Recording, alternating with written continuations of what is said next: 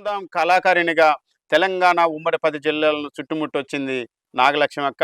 ప్రముఖ ప్రజా యుద్ధ నౌక గద్దరన్న టీంలో కూడా పనిచేసి గద్దరన్నతో శభాస్ నాగలక్ష్మి అనిపించుకున్నది. గద్దరన్న లేని లోటు మనందరికీ కళా ప్రపంచానికి ఉన్నది. గద్దరన్నను స్మరిస్తూ ఒక పాట పాడక.